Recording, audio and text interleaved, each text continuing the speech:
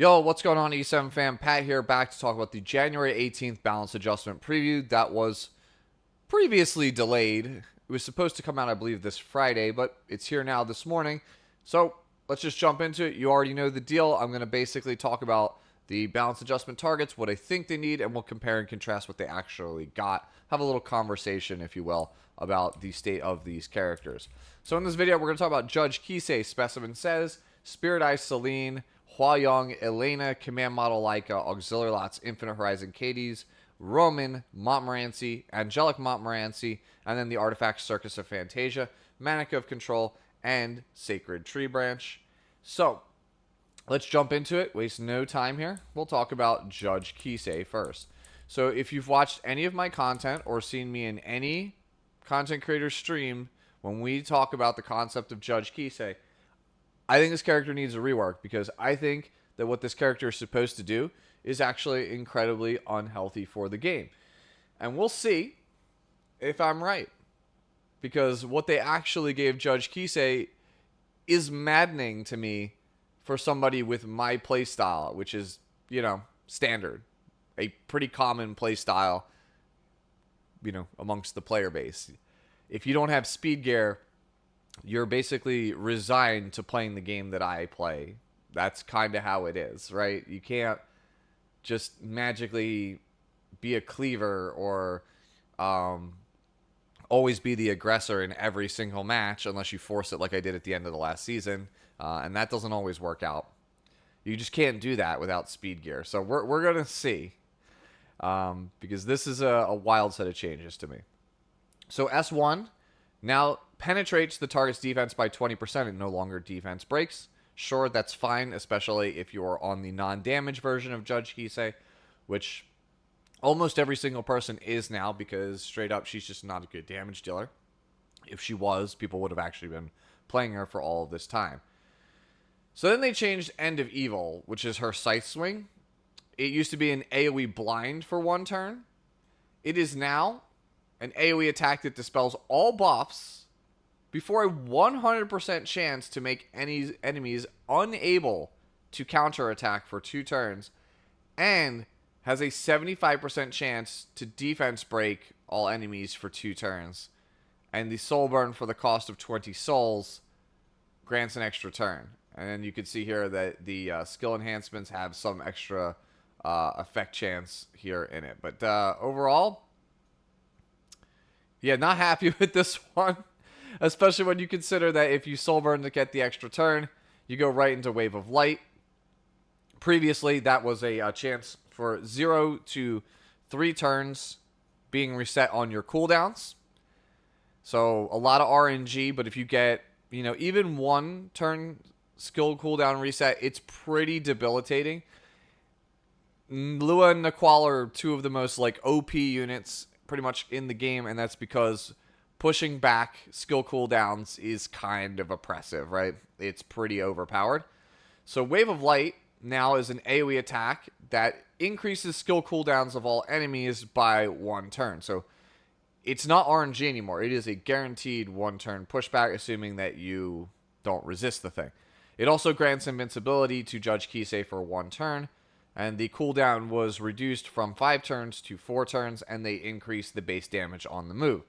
Finally, they changed the imprint concentration from attack percentage to effectiveness on this, which is pretty good because Judge Kise's base attack is pretty terrible. Even if you wanted her to be a damage dealer, this is why I was saying she needs a rework just straight up, because she has 1050, 1080 base attack, which is not good enough for a DPS, honestly, unless just the damage multipliers are just that insane. Yeah, I'm not happy about this because Judge Kise is basically a Lua / Naqual fused with Briarwitch Iseria. It is a character that is just going to remove all of the setup, make it so that there's not really a way for you to counter, and then defense break you, and then reset your skill cooldown so you can't get out of defense break, and then you're going to die. So the only real counterplay right now to the character is ban their mages, which if you're probably taking Judge Kise, you're probably going to make sure that you have at least 2 mages so that way you can guarantee the soul burn. Or outspeed her because she's a warrior and not a ranger and therefore can't hide behind Guiding Light. So if your opponent first picks Zio and then takes Judge Kise in the 2 to 3 or the 4 or 5, it's basically on the pick a god and pray strategy, where you just have to hope you resist, because that's all you really got, right?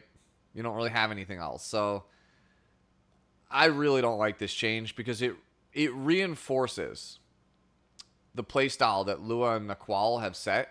And I really don't think that the player base, maybe I'm wrong, you guys can let me know in the comments down below, but do you guys actually enjoy Lua and Naqual? Do you enjoy the gameplay that they provide or bring to Epic 7? Because I feel like making Judge Kise into another version of that character, admittedly, I will say this, I think Judge Kise has the potential to probably be the worst of those three, right? Because again, not having Guiding Light and only having like 115 base speed, that's a pretty big deal. Those things, those might hamper the character. But overall, it's already bad enough where I'm dedicating pre-bans to Lua and Naqual, right? If I have to commit yet another one to Judge Kise, like, we just don't have enough pre-bans to keep this style of character out of the game. And honestly, this style of character is just really, really, at least in my opinion, very, very unfun to play against. So we'll see how it goes. I'll be curious to see. I'll watch players like Elf Mage, and then, the cleavers of the world, the potato balls and things like that, right? I want to see what they do with this character, because I think this character just has the potential to just be downright infuriating and cause a lot of people to just throw in the towel on a format that, honestly, I feel like a lot of us have already, or either have already thrown in the towel or getting to the point where they want to throw in the towel. This is definitely not something I wanted to wake up and see this morning. They've basically doubled down on the worst part of Judge Kise's kit, which was the skill reset. Adding the can't counterattack is just insult to injury. Like, I get it. They're trying to mitigate Abyssal on, like, Elbrus and its built-in counter. They're trying to mitigate Navy Captain Landy and its Elbrus and its counter. That's, like, what they're trying to do. They're trying to hamper those characters with these buffs. They're trying to target those characters, because that's what most people are complaining about, is frustrating. But it comes with the consequence of, again, the turn 2 playstyle. And that's really, really upsetting. Again, I'd like to see what people do. Even like KHM, I'm curious to see what he does in the future in the face of having essentially like 3 Luas in the format. So, next up we have Specimen Says, who didn't really get a lot of changes here. Famously, he has the Scorpio Thieves Zodiac sign. I'm not going to play the clip, even though in the past I will usually play the clip when I talk about Scorpio Zodiac sign and why it's just bad. So, first off, change the Zodiac sign. It's trash. Other than that, I think the best solution I've seen is actually Redos's solution, which is give the character innate evasion. And lo and behold, Lightstorm, his S3 now, it has a 50% evasion as long as it's not on cooldown, which it should never be on cooldown unless you're desperate, right? Basically, if you fail to kill with Lightstorm is the only time where the thing is ever on cooldown, because it resets if it gets a kill, right? So, good change, but it came at the cost of the 20% chance to counterattack when an ally, except for the caster, is attacked. And that was a pretty good change. It was pretty helpful at setting up Spez, because it was a random chance that you could get a stun and therefore kill somebody. I think now you're going to have to compensate a little bit, give this character some effectiveness to make up for that. He's going to have less chances to actually stun. I think that this change, though, is actually kind of good, though. It's not amazing. I think you will see Specimen Says, at least for the foreseeable future, because evasion is just very, very good. Innate evasion, I should say, is very, very good, because Remnant Violet's biggest issue is that his evasion is not innate like Savior Odd, and that's like his big thing that he needs, I think, to succeed, because getting the dodge buff means that if you get hit by like Unbuffable from Iseria, or it gets stripped from Conqueror Lilius, that's pretty bad for him, and it's what's really, I think, holding him back, because you can't really ever draft him unless you are absolutely sure that you have turn 1, so it doesn't get stripped.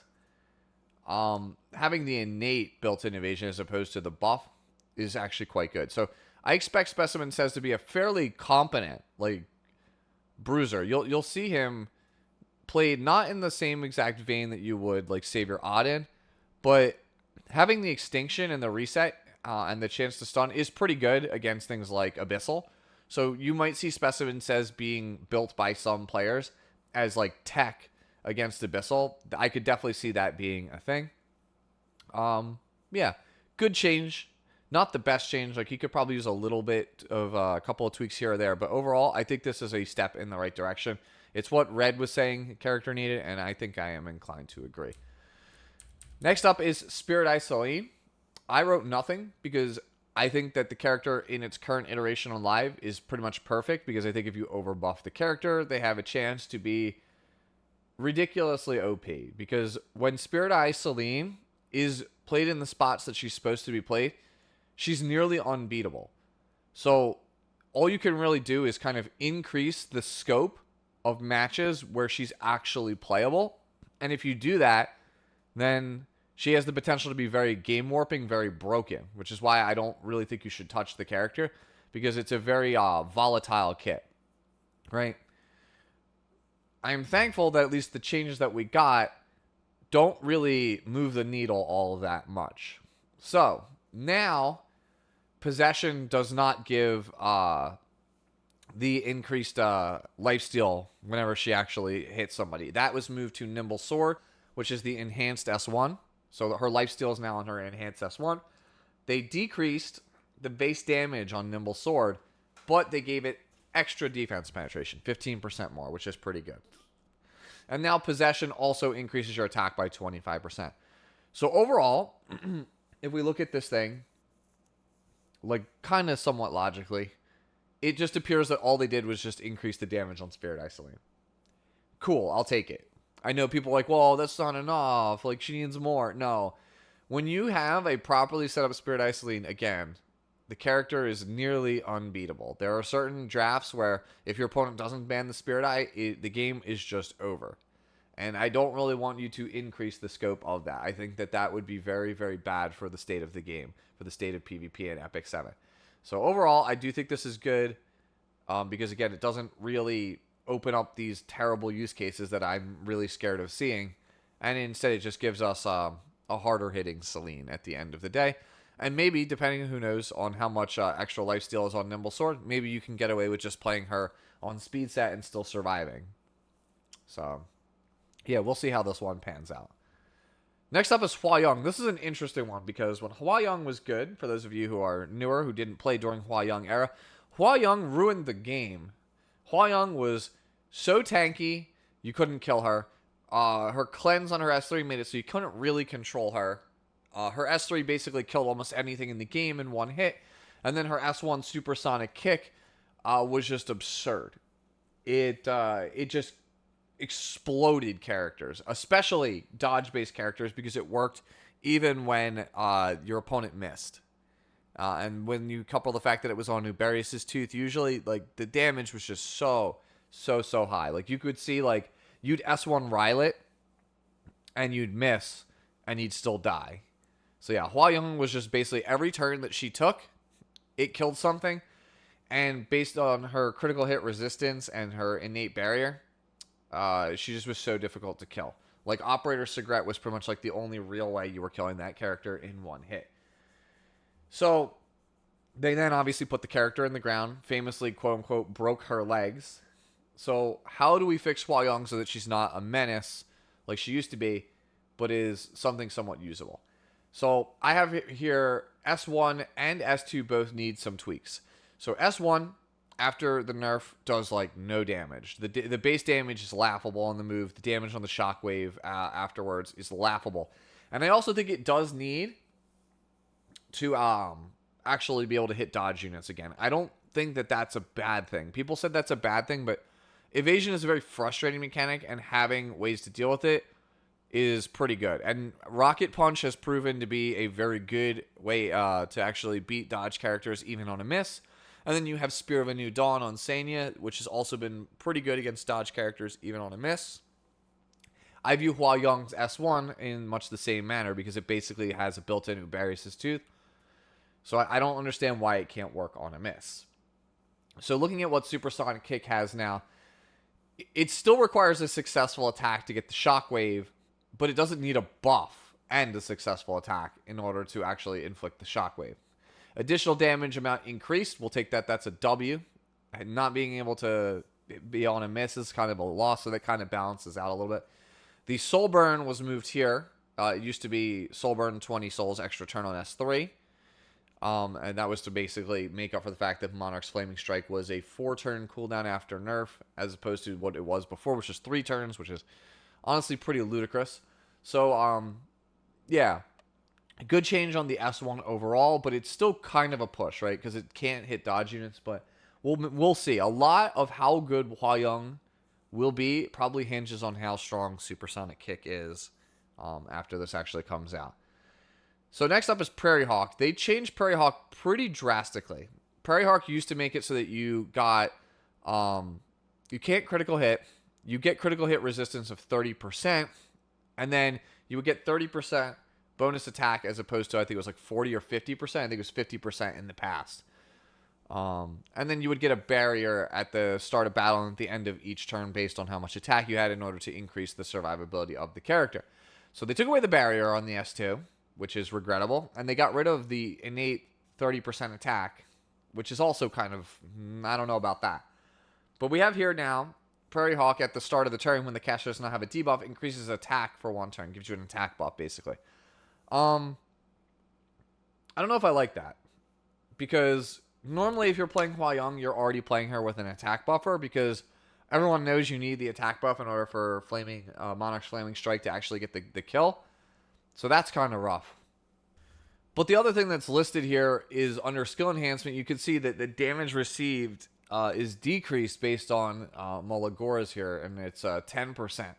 So it's not in green here, up here where it says damage suffered from critical hits decreased by 30%. So I'm assuming this means that the critical hit damage resistance is, 40%. That's my assumption on this thing. 40%. So that's a pretty big change here. Like, we lost some potential damage, but we gained a bunch of potential bulk, which is pretty good. And now for the biggest change on the character, which is on her S3, Monarch's Flaming Strike. It is now a 3-turn cooldown move, and the damage dealt was decreased. But, this is really important, previously, when you would use it, dispels all debuffs from the caster, and attacks the enemy with a secret technique before granting immunity to the caster for 2 turns. When the target's max health is greater than the caster's max health, penetrates target's defense with penetration rate increasing proportional to the difference up to a maximum of 100%. Now, dispels all debuffs from the caster and attacks the enemy with the secret technique before granting immunity and the barrier to the caster for 2 turns. So the barrier from the S2 is now attached to Monarch's Flaming Strike. When the caster's attack is greater than the target's attack, penetrates the target's defense with penetration rate increasing proportional to the difference up to a maximum of 100%. Barrier strength increases proportional to the caster's attack. So, did you catch it? It used to be based on the difference in health on Hwayoung. Now, it's based on the difference in attack, which is a huge deal. That is a big deal. Because Straze is a character that penetrates proportional to the difference in attack. And we already know from how to play Straze and other things where there's a magic number, right? For Blooming Litica, for speed, 170 speed is the magic number to just outright kill a thing. Straze, I believe it was like 1850, 2000, somewhere in there. That's the magic number to just kill a thing. So, what's the magic number on Monarch's Flaming Strike? Keep in mind, she basically has built-in Benimaru's Tachi, which is already the best thing you can play on Straze. And she potentially has 40% damage reduction from critical strikes. And she's still got the barrier and the cleanse, and Monarch's Flaming Strike is on a 3-turn cooldown. There's a very real chance, we'll see what the numbers are on Flaming Strike, there's a very real chance that this character is just a bruiser Straze. And that's kind of crazy. She can just kind of go, okay, Monarch's Flaming Strike, I kill your Destina in 1 hit. And then 3 turns later, just be like, oh, your tank or whatever is still alive. I guess they die now. So it's not going to be quite as insane, I think, as old Hwayoung, but these changes suggest that Hwayoung will probably be a very good character. At least that's what I think. I think that they have definitely kind of adjusted where I think this character needs to go. The thing is, how hard is she going to be to kill? Because in the past, in order to get the kill, you need to make it so that Hwayoung wasn't very tanky. Making it so that it's now differential between their attack versus her attack. Yeah, that's pretty good. That means you can build like a very tanky Hwayoung, like 15, 16k HP with a massive barrier, right? You can basically counter set Hwayoung can be back on the menu is what I'm trying to tell you guys. So this is obviously I think a very, very good change. Elena, honestly, I don't really have too much to complain about Elena. I thought she was really good even last season. If you watched my account review, I actually played Elena a decent chunk. I think what really stops people from wanting to play Elena is actually a lack of like healing built into the kit. So having some innate healing, I think, would be pretty nice. Instead, what we got here is for her S3 Eternally Shining Comet. It now dispels one debuff from all allies before you use the S3 and granted the invincibility. Previously, that was already on the exclusive equipment. As you can see, the exclusive equipment now dispels one additional debuff from all allies. This is actually pretty good because a lot of things that can actually get to Elena are things that'll be like, oh, they like unbuffable your team and something else like defense break. And sometimes you're like, oh, well, I really need the unbuffable to be cleansed so I get the invincibility. And then you'll cleanse the defense break. And you're like, well, that was certainly an S3 that was designed to protect my entire team. So it dispelling one additional debuff, I think, is actually a pretty big change for her because a lot of setup characters give 2 debuffs. And if one of them just happens to be unbuffable, it kind of squanders the entire move. So I think this is actually a pretty good change. Next up, we have Command Model Leica. Honestly, this character I think is already pretty good. Great PvE character for hunts. If you've watched like my How to Play Katie's guide, you already know. Very good character there. But for PvP, I think the thing that she really needs is some way to get around immunity. So what they did here, S3 Volley Fire now has a 100% chance to sleep and decrease speed, as opposed to in the past, it was, I believe, a 100% chance to slow and then an 85% chance to sleep was basically what it used to be. Now it's just a 100% chance to sleep. And then obviously the EE that increased the sleep chance on Volley Fire previously. Now it has decreases buff durations on the target by 1 turn when using Strike Order. That's the S2. This effect is applied before inflicting target. That's actually a pretty good change. It gives you some options on Command Model Leica. Allows you to get through immunity. If like the entire enemy team has immunity at the start, well then Volley Fire is pretty bad still. So the rest of the kit is also pretty useless because like S1 doesn't do anything. And then S2 doesn't do anything because you can't put target on something. Like you'll pull somebody, but it's not going to do a lot of damage. So having a way to just get through immunity so that way, if you're kind of outed by everybody being on immunity at the start of the fight, you have some option. So it increases the playability of the character as an opener. I think this is a good change. Not like an amazing change, but a pretty good change. Next up is Aux Lots. Honestly, Aux Lots, I still even to this day run into him every once in a blue moon. I feel like Flan really kind of stole his thunder because she kind of does what he does, but a little bit better because she's tankier. And then she has the defense break and CR pushback.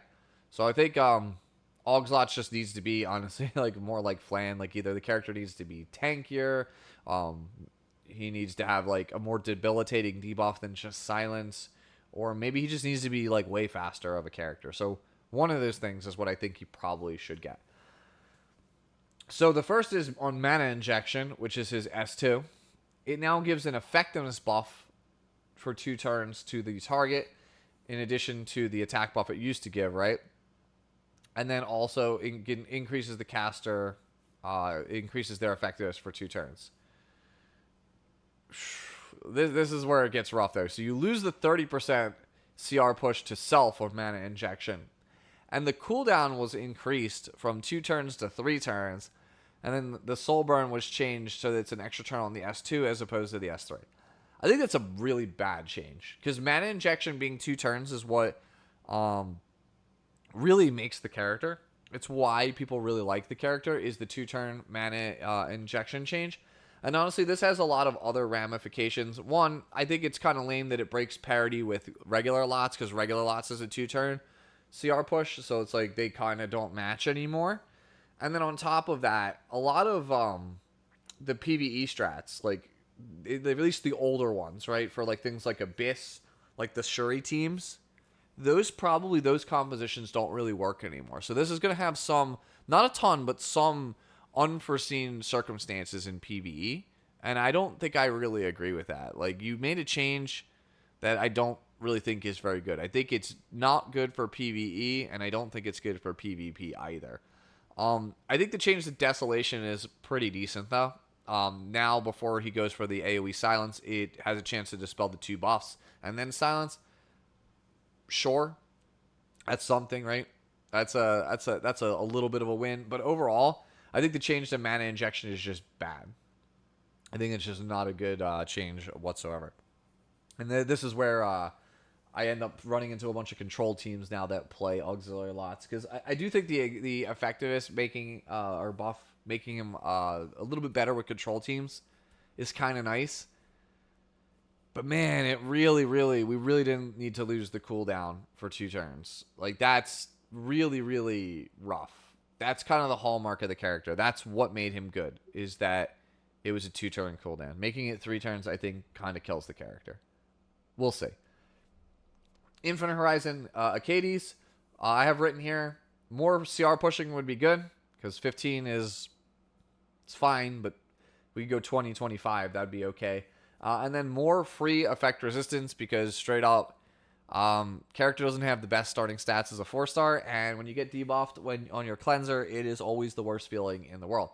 So at least we got one of those things, which was the increases combat range to the caster by 20% at the end of every turn, as long as matter reconstruction is available according to cooldown count. Yay, good change. I already said my piece about this character in my account review. I think she's a solid character. I think she's worth your time. I think this makes her a little bit better too. Roman. Okay. I have written here. Let me go pull it up real fast. I have written a lot. Because honestly, he kind of needs it. Stats aren't really there. Kind of a character that's meant to be an opener, but hasn't really got any kind of protection to help you. S2 has so much RNG caked into it, when nowadays in 2024, players want something closer to a sure thing. Like he's got like 50% chance to proc conditions in that S2. That's pretty crazy. And then his damage is really not there either. They give him Restrict on Event Horizon, because you remember they changed Restrict a couple balance patches ago. So now when he does his job where he kind of pushes you back, you can't really get pushed forward. That's not the problem with Roman, man. Like, I don't think these are particularly good changes. I don't know. Maybe like Nullervault, right? Who loves playing crazy stuff for fun. Maybe he'll find something with Roman, but I don't think these changes are. I don't think they're very good. So then we have Montmorancy here. For Montmorancy, I think she's kind of insane in PvE, and honestly, the only thing I think she really needs is something that helps her PvP case. But that's not what she got here. We increased the chance to sleep from 50% to 75%, and we made it so that she takes 5% less damage from her elite or boss monsters. Cool changes, but doesn't really elevate her playability in a lot of spots. This is kind of a weird change. This is kind of like a wasted slot, honestly. It could have been something else. Montmorancy was already very good in Nightmare Raid and Abyss, and even early game for like Wyvern 13. There's a lot of things that Montmorancy does very well. I don't really think that this is a kind of character that we needed to waste a slot on. Moving into the artifacts, first up we have Circus Fantasia.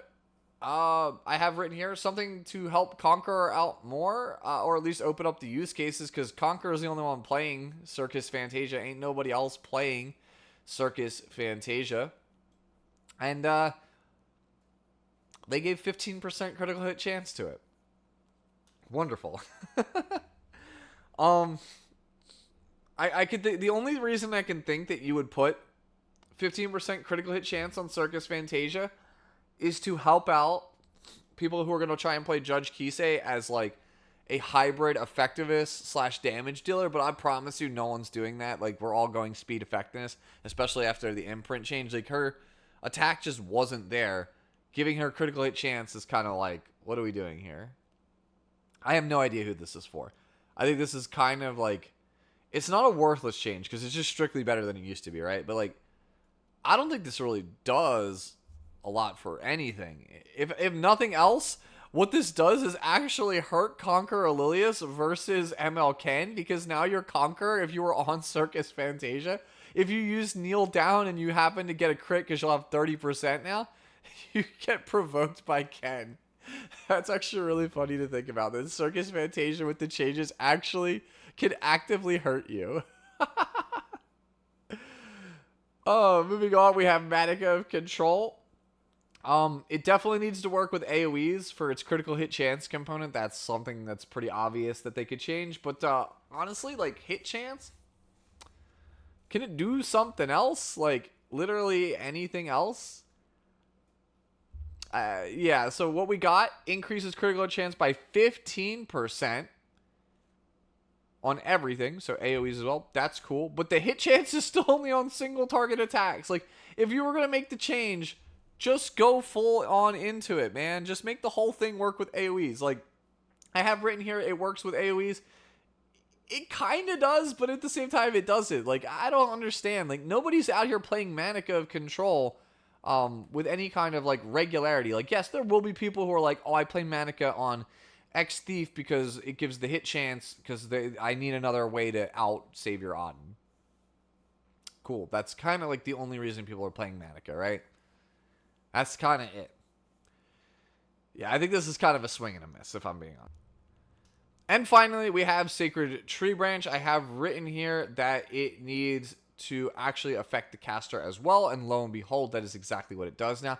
After attacking, increase the combat race of the caster and the ally, except for the caster with the highest attack by 10%. This is, I think, really good for Sharoon in general, because Sharoon already gets a bunch of free combat readiness if the opponent has a buff. And then this is basically turning her S1 not only into the Venom plus the CR pushback, right? Not CR, I'm sorry. Cooldown pushback on her S1, right? That's already a very strong S1. But her S1 also, with this, changes into Mediator Coeric's S1. It's basically, it's Retribution. You're going to get a CR push on your hyper carry on your team, as well as Sharoon herself. So with this artifact, Sharoon could be zooming, especially if it's on counter set. If you are lucky on counter set, I think Sacred Tree Branch will cause you to just kind of go zipping around the battlefield, which I think it's pretty good. I don't know if it's better than Celestine, but I think that Sacred Tree Branch is worth a second look now that it gives essentially 20% CR push to total to your entire team. And based on how fast Sharoon is zipping around with her passive anyway in the matches that you want her, that's pretty good. Oh, also, this is really important. I didn't point this out looking at the little text here at the bottom. It reminded me. Sacred Tree Branch used to be only on basic skills. It is now on any attack skill. So when you S3 with Sharoon, it is a 10% CR push to herself as well as someone else on the team. So yeah, overall, really, really, really good change to Sacred Tree Branch. I think people are going to downplay how good this actually is. Maybe it doesn't end up being as good as I think it is, but I definitely think this is worth a look. If you are somebody who plays Sharoon, definitely consider it. There might actually even be other Soul Weavers where this might be pretty good. Even like Moon Bunny, for example. Moon Bunny might be kind of interesting with this thing on as well, because when you go for the S1, you're going to get a CR push as well. So you might be able to actually sit on things. You give up Doctor's Bag, though, so that maybe that's not it. There's got to be a Soul Weaver that I'm forgetting that this is like pretty good on. Maybe Lulakar? Lulakar actually doesn't seem that bad at all with this thing. You get the effectiveness that you want, and then your S1 would get... Wow, that's a lot of value. Actually, Lulakar's really good with this thing, right? That's a lot of value. You press S1, and you get a CR push on Lulaka, you get a CR push on the highest attack character, and you get a CR push on the next person in line. That is... Wow, that is a lot of value. All right, I think I know what I'm going to be testing when this balance patch drops. I think Sacred Tree Branch on Lulakar might actually be pretty good.